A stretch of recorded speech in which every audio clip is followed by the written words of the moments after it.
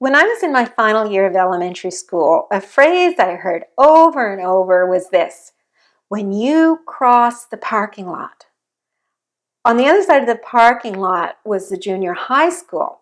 So as grade sixers, we got frequent warnings about what to expect once we got to that other building.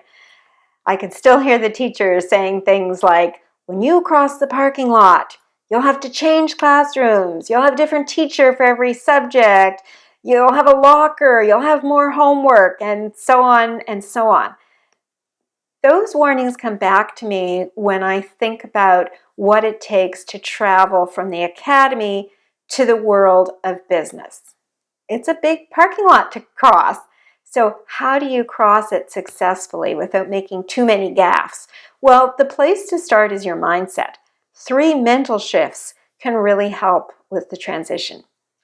The first shift is to recognize that in the world of business, character counts for more than credentials. This was a tough one for me.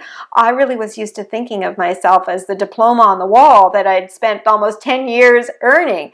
But in the boardroom, no one is probably going to ask you ever what your GPA was in graduate school, and they probably won't care which journals you've published in.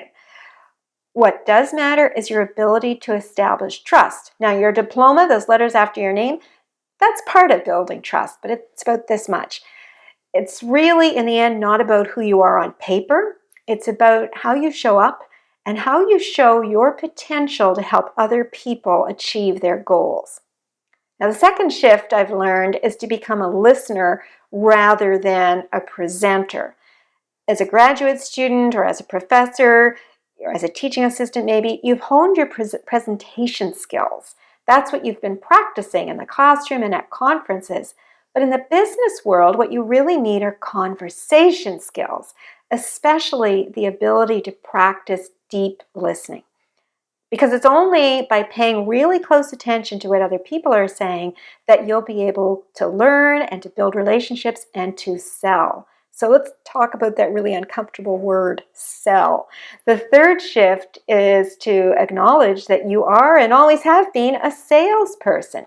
Daniel Pink has written an insightful book called To Sell is Human. He argues that persuasion isn't crass.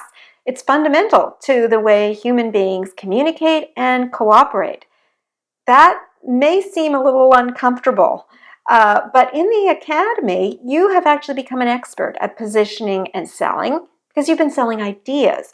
So in a business context, you can draw on that experience to sell people not just on concepts, but also on solutions to their problems. So don't undervalue the persuasion skills that you bring to the boardroom. As an academic, stepping into the world of business, you bring so much to the table. The key is to shift your perspective so that you and others are able to see that. So my advice is to reflect on how you convey your character, work on your listening skills, and rethink your attitude towards selling.